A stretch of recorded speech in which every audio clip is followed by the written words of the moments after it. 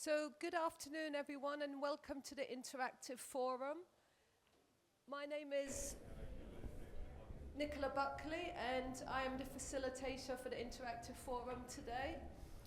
It's a privilege to open these sessions. There is some great content and insights and discussions. So it's a really excellent forum, and we've got a great lineup for the rest of the day. Now, I don't normally sound like this, and I'm struggling a little with my voice, so my colleague Nora will be talking you through what's to be expected for the rest of the day. So please enjoy. Thank you. Hope you get your voice soon. And let me take this opportunity now to introduce myself. I'm Nora, the Cluster Director of Revenue and Minor Hotels. We're starting with a masterclass on profit-oriented revenue management, where we're shifting from revenue to profit. So it will be an exciting one. This session highlights a vital evolution in our industry, blending traditional revenue management with financial principles like flow-through, marginal gains, and balancing total revenue with actual profit. The focus is on sustainable profitability, a critical measure of long-term success. I'm delighted to introduce our esteemed guests, Anders Johansson, a pioneer in profit-oriented revenue management and analytics. With an over 30 years of leadership in hospitality industry, Anders Johansson is the CEO and Demand Calendar, a platform focused on hotel profitability. Welcome. And Heather Sharma, the president and founder HMS & Company, a seasoned hospitality leader with over 34 years of experience, created bespoke training program around the globe for brands like IHG and Four Seasons. Since you have already checked in, so I want to tell you as well, by this afternoon we will be having a masterclass where we'll move to elevate your own human. Ask me anything, where valuable insight and ownership perspective, aligning strategies. So we'll be doing this. Then we'll get started now to dive into an exciting masterclass, and I would like to welcome Anders, please, and Sharma to the stage. Thank you. Thank you. Do you have the clicker? Yeah, the clicker is there. Okay. I'm super happy to be here. It's my first time in Dubai. And in order to give some credibility, so you will actually listen to us, we have each one a slide about our accomplishments over the years. So altogether we have 64 years of experience in hospitality and a lot in revenue management as well. I'm also a blogger. I really recommend my own blog. It's 400 blog posts. So every Tuesday and Thursday there is a blog post about everything commercial in hotels. And you find it at demandcalendar.com/blog. And it's sometimes very provocative. And I love to tease general managers in particular. So that would probably resonate with you commercial people. Yeah, Heather. All right. Well, so I'm Heather Sharma, and it's not my first time to Dubai. I've actually spent a lot of time in this region and around the world with IHG and Four Seasons. So I now have my own company where I deliver some of that great experience that we had in those different companies. I can bring it to any property around the world. So I focus specifically on the areas within commercial. Revenue management is my wheelhouse. I obviously 34 years in revenue management. I've been here since the beginning, I think. So these are my primary areas. I've worked with over 4,000 hotels around the world, and excited to bring to you guys this opportunity to learn more from Anders and as we talk about profit-oriented revenue management. Yeah, so we'll start with some industry insights that we think that we have.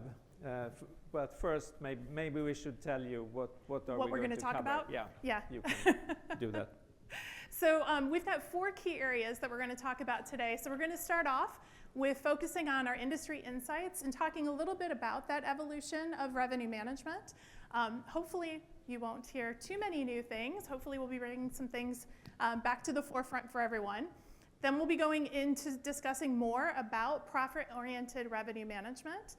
And discussing really what that is, and then highlighting the idea of financial flow-through and understanding how are we identifying what those marginal costs are, marginal revenue, marginal costs, and marginal profit. And then the last thing that we're going to look at is our guest mix, which is the key to success. So we're going to talk about how you can look at your guest mix to determine which drives the highest net revenue and your gross profit.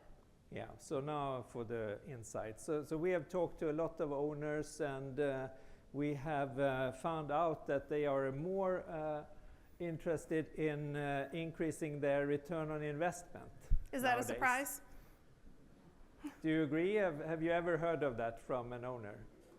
Are there any owners that you've come across that don't care about how much money they're making? Yeah. So that means that they are shifting the focus from only being interested in revenue and RGI, and they want to see the profit instead. And they are also becoming a lot more interested in what you are doing. So they ask a lot of more information about the business and reports and segments, and maybe some of your revenue managers recognize this, and you have to send a lot more reports to the owners. How many of you feel like that's all you do? It's report, report, report. Yeah. Do you feel like every time you turn around, you're getting a request for another report? And it's a little different than the one that you just gave. Yeah, so you feel the pressure, definitely. Okay, and then who is the key to the success now? Heather. So the key to success are our revenue managers. So, our revenue managers are determined. Doesn't matter what's being put at us, we are determined to drive revenue, drive profitability for the hotels. All right, do you know a revenue manager who just sits back and says, okay, oh well, do what we want to do? Revenue managers are all about how we can actually drive that revenue and profitability. We have some obstacles though. So some of those obstacles are around outdated technology, siloed systems, which we're going to talk a little bit more about, and manual processes. We have a lot of manual processes in an industry that really should be more technology-driven, technology-forward. And there's high stakes. If you accidentally put a rate out there that's the wrong price point, sometimes people don't find out about it until it's a little too late, right? So when we make mistakes, our mistakes are out there on the stage for everyone to see. So for revenue managers, we really need to make sure that we are eliminating those mistakes as much as possible. So let's talk about some history in the revenue management. So it all started with room revenue management, and now we are talking about total revenue management, or actually we have been talking about that for 15 years in the industry, but it has been a slow start. And the third part is to make sure that the revenue we bring in will also maximize the profit, and that's what we are going to talk about today. So if you scan the code, I'd like you to answer one question: where are you now? Are you already in total, in profit, or what is the status in your life or in your hotel company? And be honest. We know where we want to be, but we want to know, where are you today?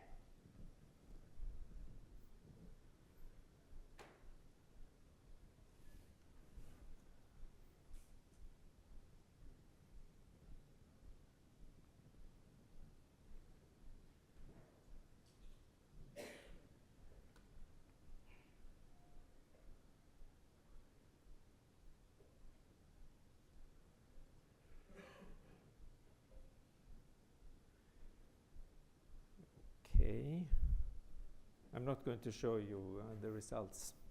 So please. We're keeping it secret. Yeah, but it's a lot of people are still in rooms. Some are moving to a total, and very few to profit. So that's good that you're here then. Then we can see if we can take the next step. So what is revenue management? We start there. And this morning we heard about things that maybe we should unlearn things also, and maybe this is also a lesson of unlearning, but we'll start here. So selling the right capacity. We are super capacity driven. That's what drives a revenue manager. We want to use our capacity and maximize the revenue on the existing capacity. So, and then if we move to total, revenue management. It's still capacity driven. You revenue managers, you know everything about capacity KPIs. You have RevPAR, you have occupancy, you have all these kind of KPIs. And now you're trying to force those KPIs onto food and beverage and meeting rooms and so on. And you say that it's RevPASH, revenue per seat hour, or revenue per square meter, or revenue per any type of capacity.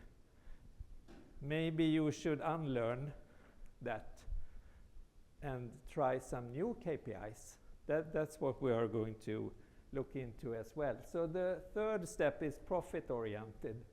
So we'll skip this. That's old We're stuff. going to Unlearn our previous definitions. Unlearn, yeah. I see that nobody agrees with it on your faces, but let's see. So this is Peter Drucker. He's the management guru of all the management gurus. And he said the purpose of a business is to have a customer. And we are all about hospitality. And I joke a little bit. I hope you're allowed to joke. And I say that the revenue manager has never ever seen a guest. They only see transactions. And they focus on the capacity. And they focus on capture the reservations that are out there. And that's the way they fill the hotel. And I might argue that a great director of revenue actually focuses on both. You're focusing on both the profitability and the guest. And you're able to successfully balance the guest experience along with the profitability and the revenue. If you're a great director of revenue. Right way to do it, yes. So what is profit then? So according to Peter Drucker, it's only confirmation that you are doing something right for a customer. If you do something right for a customer, then they will pay you and you will hopefully realize a profit. So now we go to the new definition of revenue management. So understanding and meeting customer or guest expectations. That comes first, not the capacity. Work with the customer first, guest first, to focus on the guest. And then you have all the others. And I have added to maximize profitability because that is what the owners are looking for nowadays. And if you notice, Anders' definition actually took capacity out altogether because that's a secondary thought to revenue management at this point. Instead of being the primary focus, you have 100 rooms to fill and that's what you're focused on. Now we're focusing on, the idea is focusing on the customer, focusing on the profitability, and let's fill as many rooms as we can and not constrain ourselves to thinking about how many rooms we have to fill. Exactly. So it's more maybe you can get more revenue by thinking about the customer, and that's the whole idea, and make the customer pay a little bit more, and then if from a revenue management perspective it's more focusing on the rate, but no, you're focusing on the customer who is willing to pay a higher rate. So that's the one. And let's see. So this is now about targeting the right guests and finding the right fit between what the hotel offers and what our guests are actually needing for the property. So and the right guest is super important, and it's a lot of hotel companies and a lot of mega chains, they are very focused on getting the capacity filled with anyone basically, and the exception is probably the niche type of boutique hotels where they are a little bit more into finding the right guest for that specific hotel. But if you think about it, you also have the most profitable or most interesting guest that you could acquire to your hotel. And yeah, we'll stop there. I have a lot of opinion on that. Yeah. And so the idea is that we want to sell more to each guest. So whether we're upselling or cross-selling during the guest journey, it's all about maximizing the profit to each individual guest. And Yeah. so we know some segments are more profitable than other segments, right? So that is the new type of KPI, revenue per guest, rather than revenue per room or RevPAR or revenue per capacity. Can So I you- ask a question? Yeah. So how many of you are looking at the lifetime value of your customers? How many of you are talking about it or looking at metrics around it? Just a few? Okay, Yeah. all right. Mhm. And then our last item here is, it's all about maximizing that guest satisfaction. So as I said, great directors of revenue, they focus on both the revenue side and that guest experience. And so making sure that we've got the happy returns, because it's a lot easier to encourage a guest to return to your hotel than it is to go out and find a brand new guest. And when you think about it from a profitability standpoint, it costs a lot more money to go out and find new guests to fill your hotel than it does to keep the ones that have already stayed at your property. Yeah, so the right guest again, that is the critical part. And here I think it's not only about revenue managers, it's about the whole commercial team. If you work together between marketing, sales and revenue management, you will come up with very good ideas how to capture the right guest. Okay, so a concept that we are going to talk about is flow-through and financial flow-through, and that means that how much of the extra revenue is actually flowing through to the bottom line. And that is the most important part. And there are several different profit levels that we will look at, and they are sort of new a little bit also compared to what you're used to. And we are also going to talk about profitability per product, that you should know much more about the profitability per product that you're actually selling, like add-on products and so on. And also not only profitability in general, but also the marginal profitability for selling one extra room or extra meal in the restaurant. So in order to be able to do that, you have to take a data-driven approach, and that's probably where the obstacles come in, where you don't have access to all the data in the same systems and so on. Or data in the way that you want to look at it. Yeah. Right? So flow through.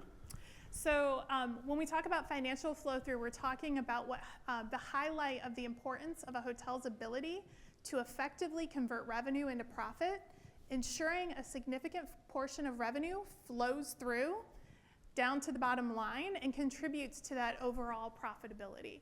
So this may seem like a simple concept to most, but it's just thinking in terms of how are we getting from that revenue, how do we get from that revenue number, take out all of our costs, and Anders is going to talk about what this actually looks like, or what we should be looking at when we're looking at the flow through. So how many in here is measuring flow through, that you look at that every single month, for example?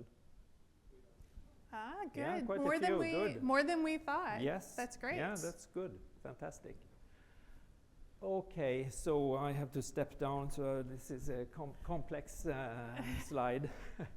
So the different profit levels. Which we have four of. Four different profit levels. Yeah, so we start with the revenue coming in and total revenue, and then we deduct the customer acquisition cost. And it was not that important with measuring customer acquisition cost back in the 1990s when I was a GM in a hotel, because it was only 5-6% of total revenue, so who bothered about that? But now it's between 15 and 25% of revenue. How many in here measure through customer acquisition cost with all costs, loyalty cost, staff costs, distribution cost, transaction cost, and so on? A couple. Super. That's good. That's fantastic. Hopefully you can share your experience. And I think those of you others. who don't, that's probably something that's a takeaway, is to think about how can we understand what that total acquisition cost is for your customers. So then we have the first profit level, that's net revenue. So it's all about switching from gross revenue to net revenue, and that's going to be sort of difficult. A lot of revenue managers are incentivized on top line revenue. Increase your RevPAR, increase your RGI, and you will get the bonus. And a trick for all revenue managers in the room: use more bookings from booking.com, because that's gross revenue, and then the commissions will be somewhere down in the P&L, and you don't need to see that. Yep. And you will be able to increase the RevPAR and get your bonus. And that's all wrong, because that is not good for the profitability. So you should pay attention to this, and the revenue managers should be incentivized on net RevPAR instead of gross RevPAR. Next level, so we have the, well, so you see, you can measure the percentage that is net revenue of total revenue, and you can also measure net RevPAR. And you still have to keep RevPAR. And why do you need to keep RevPAR? Because STR and other benchmarking companies, they have not changed yet. So you have to use RevPAR to compare yourself with the competition. And then you have the cost of goods sold. That's the cost of delivering the service to the guest.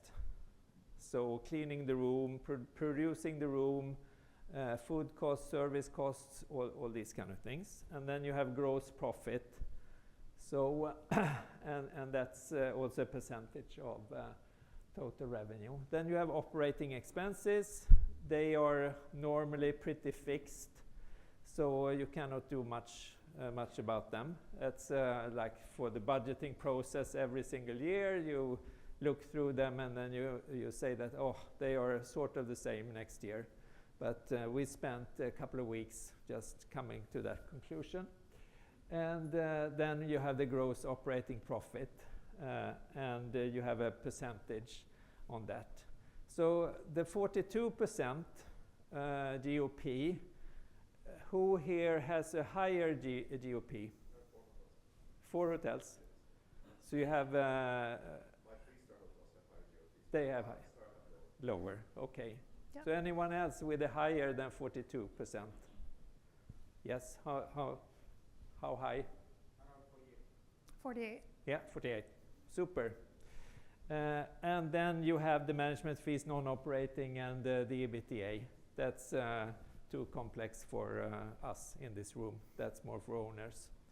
So, so this is the new type of P&L that you should try to implement, and that's probably never going to happen, because there is a uniform system of accounts that all the mega brands use all over the world, and they will not switch to something else. But you still have to focus on the customer acquisition cost, because that will change how you see and what type of profit you will actually deliver. Yeah, and if you don't have exposure to this today, because I can share through my experience, I've worked with a lot of different hotels where the director of revenue did not have exposure into all of these levels of profitability. And this is a great opportunity for you to talk with the people at your property who do, whether that's a director of finance or that's a like an asset manager or the general manager, but having those conversations and starting to be a little more curious about what is actually contributing to the profitability, because the profitability is what owners care about. That's what's coming down to their bottom line. So as a director of revenue, being able to actually help drive that profitability is something that will help make you a little more valuable to your owners. So I guess everyone is comfortable with net RevPAR, that you need to calculate the customer acquisition cost as well. And from a revenue management perspective, that's pretty easy to grasp.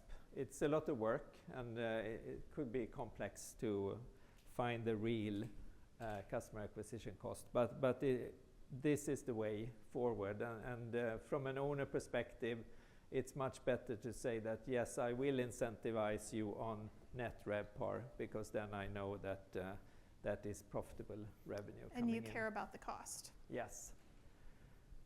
Okay, so marginal profit or marginal costs. So here are two examples of flow-through. So how much will there be flow-through? But first, just to recap a little bit, what is the flow-through? So this is a small boutique hotel maybe that has this type of P&L. And last year it had this, so it made a little bit better year this year. And what is the flow-through? The flow-through is all these things on the margin. So the most important thing is to measure the flow-through on the margin, so you can see that you are actually doing better when you increase your sales. So in this case, 49% drop down to the bottom line. So it's more than the average for the 2 years. So I've seen these many times, and it's not unusual that the flow-through is negative. So you increase your sales, but you increase your costs even more. So the flow-through is negative on the margin. That's not good at all. So how do we do this? So what we're going to do is we're going to focus on actions that generate high flow-through, actions that generate high flow-through in order to generate our revenue growth results with a corresponding increase in profit. So the idea is that if we're getting X amount more in revenue, we want to spend the same or less in terms of acquisition costs for that in order to continue to achieve a higher flow-through. Yeah. So I have 2 examples. We'll start with this. This is what you saw before. And now we sell 1 extra room. So what is the flow-through for that extra room? So we have total revenue. We sell that room for $250. We have customer acquisition cost, 15%. Let's say that came through booking or some kind of OTA. And then we have COGS, cost of goods sold, to produce the room, $25. So that's very different depending on the type of hotel. So that includes, that is the cost for producing the room compared to if nobody was staying in the room. So it's not, the front desk is more like a fixed cost. So this is cleaning, laundry, guest amenities, maybe a little bit of electricity, water, maintenance, and so on. So if you're looking at variable, super costs. variable, yeah. Okay. And then we don't have any operating expenses. They are the same, no matter if we sell that extra room or not. So the flow-through is 75% on that extra room. So yes, it is good to fill the capacity as well, because selling an extra room, if you have available capacity, is the right way to do it. And the more you can charge for that extra room, the more flow-through you will have as well. And let's look at package. Now we are going to package a room with a breakfast buffet and a dinner buffet. And then we can look at the flow-through. And that's a package, so I assume that that is going to be booked direct, lower customer acquisition cost. And the COGS, the only cost you have is producing the room. The breakfast buffet, having one more person eating the breakfast buffet. Is there a cost to that? No. Otherwise it's food waste. Same thing with the dinner buffet. So you don't have any extra cost for one more person eating from the buffet. I know you will never ever be able to convince a food and beverage manager of that. But that's the truth, though. But you don't have to have a whole new buffet for one more guest or one more room. Do you agree, or someone disagrees? Do we have any food and beverage managers here? No? Okay, so that's probably the biggest challenge to convince the food and beverage manager that this is actually profitable. No matter, even if you don't convince them, it's still going to be profitable for the whole hotel.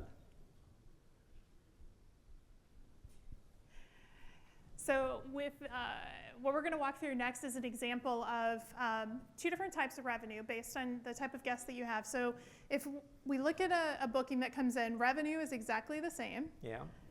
And we look at our costs of acquisition is a little bit different. So in our first example, we have a 15% cost of acquisition, and then in our second, we have a 20%. So of these, you can see the visual here. With our lower, I can't, the CAC, I keep tumbling over the customer acquisition. So with the lower CAC, we actually experience higher net revenue, and then of course, with our higher CAC, we have lower net revenue altogether. So the idea is we need to understand who those guests are that are actually booking our revenue so that we can understand who do we want more of, right? How many of you today have a strategy that's all about driving direct? Most do, right? If you're with a big brand, you do. Why do we have that as our strategy? To reduce that customer acquisition cost, right? Because it costs us less in most cases. Not all cases. Some cases it might be higher. If you're a high touch luxury property, you might have a bit of a high acquisition cost. But in most hotels, you will have that lower acquisition cost by driving direct. Yeah, I would argue that no, you don't know if the direct reservation is actually cost effective or not.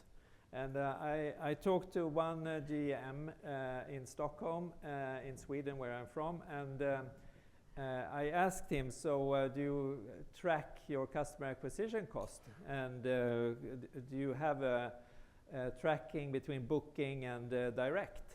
And he said that yes, I'm tracking every single cost for everything, and I rarely get cheaper than 15% that I pay booking for direct reservations, because I have a booking engine that I have to pay something for. I have to do some Google campaigns. I have to do a lot of stuff to get those direct reservations. So he said, in a good day it's like 13% or something like that. But on a bad day it's way over the 15%. But so is this the responsibility for the revenue manager to make sure that the customer acquisition cost is on the right level? Yes? I don't think so. I think that would be a little bit unfair towards the revenue manager. I think it's a collective responsibility for the commercial team, because it's marketing, it's sales, it's revenue management in the commercial team. So the team should agree on what is reasonable, and maybe on the margin, when the revenue manager decides, should I take this reservation or not, or distribute in this channel or the other one, then maybe. But it's definitely a commercial team thing. Agreed. Okay, so now next step is a little bit more difficult. So the question here is the revenue manager responsible for cost of goods sold? What it costs to produce the promised delivery to the guest? Is anyone here as revenue manager responsible for that? No. I hope not. I'd hate to be in your shoes if you were, actually. Yeah. And why not? Because you make the decision who you are going to bring in. And you see here that revenue mix has a lower COGS cost and higher profit. So this guy, is that a high maintenance guy or a low maintenance guy in terms of cost? Or is it same cost whoever we bring in to the hotel? Or is it a different cost depending on the guest? Huh? Same?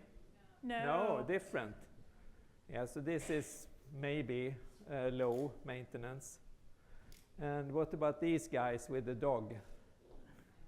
Maybe a little bit higher maintenance. They just look high maintenance, right? Yeah. So I think you've never thought about this, that US revenue managers should be responsible for the costs that the guest actually create for the hotel. No, you've never thought of that, right? That's a new thinking. Responsible for how much we drive for the business. So Yeah. in a way we are, but not directly like a purchase manager who's actually managing cost or finance. Yeah. Yeah, but I'm not talking about managing the costs. I'm talking about managing the right guests coming in that will not drive that much of cost. So we will do it via managing the right market mix for them. Yeah. Right. Mhm. Yeah, it's another reason for looking at your market mix, to not only look at the revenue contribution from that market segment, but also looking at what that cost is as well, so that you can understand what the profitability of each is. Yeah, I mean, if any of you have preferred partners or travel agents, things like that, you know, those guests tend to cost a hotel more because there's typically credits that are associated with it. You have your commissions, you have all these extra things that go with that guest, but the lifetime value of those customers are what help make that guest, that cost of acquisition, worth it. So you're not only looking at it on a revenue or reservation by reservation standpoint, but you're also looking at it in terms of what's the lifetime value of that guest to you. And you, as a revenue manager, you're responsible for balancing that, because you're not going to turn away someone who is like this, who is high maintenance, just because they're high maintenance and they're going to cost the hotel a lot, right? That's a discriminatory practice. We wouldn't necessarily do that. But you would work with your commercial team to focus on marketing to areas and marketing to segments where it would be higher, it would have a higher profitability margin for you. Yeah, quick recap. All right, so we talked about the industry insights. So this is where we're taking that time to expand our definition of revenue management to include meeting the right customer needs and maximize our profits. We looked at profit-oriented revenue management and understanding the average spend and profit per guest, as well as identifying the products and services with a high marginal profit. So these are things that you guys can take back and begin to look at for yourselves with your own properties. We talked a bit about financial flow-through, which might have been a newer term, but hopefully the concept and the idea isn't something that's newer. This is where we're looking at how we're selling values, not necessarily pricing. We're looking at how we're selling the value of that property or the value of that room. And understanding that a solid reputation attracts guests at a lower cost, because again, having a guest return is a lot less cost intensive than having to go out and find a brand new guest, right? So it's important to make sure that we're managing our distribution costs and the total customer acquisition cost. So not just distribution, but we're looking at the overall customer acquisition cost. And then lastly, the guest mix is our key to success. Understanding and determining what your property's optimal guest mix looks like in order to drive that net revenue and gross profitability. Yeah, and that the last one, the guest mix, that is definitely a collective challenge for the whole commercial team. It's like it's part of your strategy, and it's also part of a long-term assessment of what would be the best type of guest for the hotel. And we all learned this morning the difference between the beta brain and the alpha brain, right? So this is your chance to get out of the beta brain wavelength and start to move into alpha and spend a little bit more time thinking and being strategic about the decisions that we're making instead of constantly reacting. And I know it's easier said than done. I've been there, I've done that. I know that's the case. But taking that time to actually stop and be strategic thinkers, even if it's a 30 minutes per day. Maybe it's an hour a week where you get together, but taking that time to be intentional, to think about your strategy and work towards this is what's gonna help you be successful. And with that, think we tried to make sure we were on time, Yeah. and we are. So we've got time for questions. Yeah. Do we want to pass the microphone around for questions? Anyone or? has any question? Any question? All right, we got a question at the back. Yeah.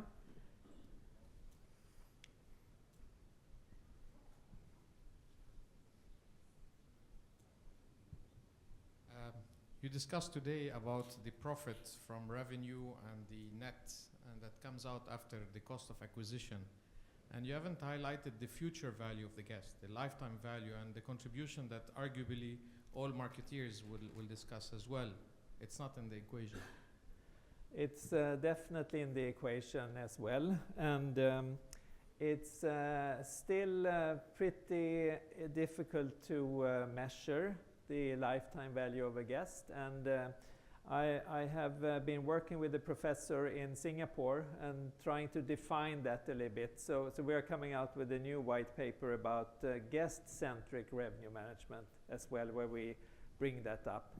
But I wrote a blog post about returning guests, and in the blog post I said I provoked the industry and said that. Then I met some guys from Amadeus a couple of weeks later, and I told them about the blog post, and I said, well, we have put in extensive research on this, and it's less than 2%.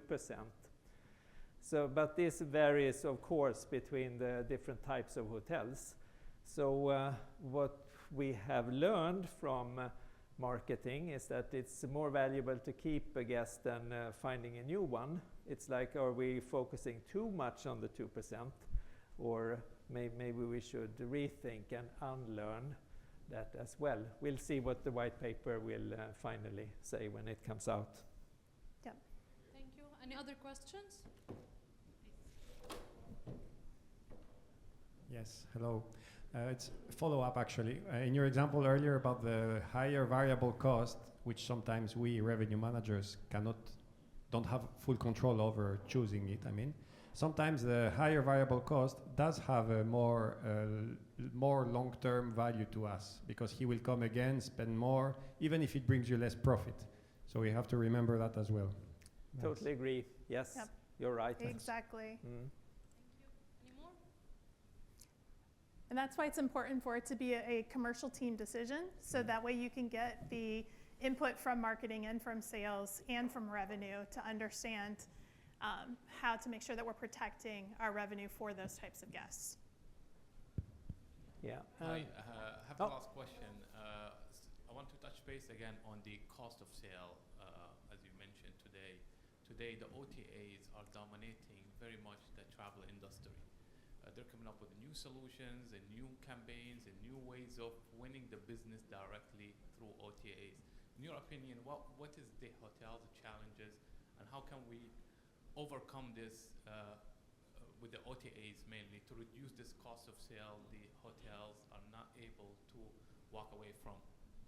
Yeah, it's a very good question, and I've been around all the way before the OTAs, and back in the 1990s when the OTA started, I told the whole industry in my destination that be careful, this is not going to end well. And everyone laughed at me and said, oh, that's stupid to say that, because they are almost for free. And Expedia back then, or hotels.com, they said that, no, give us the net rate, and there is no other cost for you as hotelier. And every hotelier said, wow, that's fantastic, free distribution. And now we have to live with them. They are so strong, so we cannot kill them. And the hotel industry have tried to kill them several times. They started Hotel Key or something like that, and that was a way to try to build their own OTA basically, but that failed dramatically.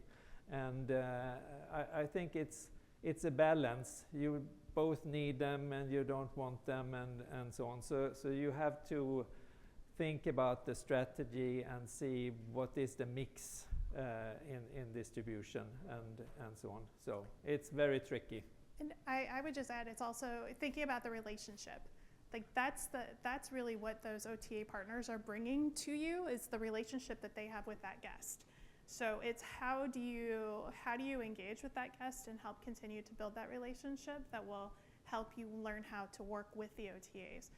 Because I also have been through and seen the advent of OTAs and pre and post, and I was with IHG when we stopped using OTAs and we cut them all off, and I've been through all of that, and I think that the idea is that moving forward, in my opinion, there is an opportunity for us to find how to work better together, and I think that that's what we need to look at, is how to work better together. And the next problem is that they are already leading in the AI revolution, and they are putting a lot of new functionality on their websites, and the hotel industry is getting a little bit more far behind in that as well. So it's probably better to face the facts and live together with them.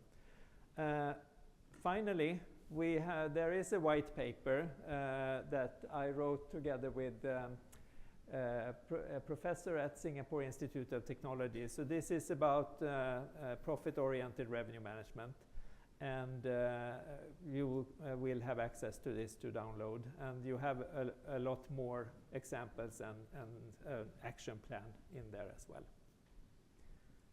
Okay, thank you, Anders. Thank you, Heather. Thank So you you. can download this through the app. You already checked in the app, so you can download it there. All right? Thank you. Thank you. Thanks.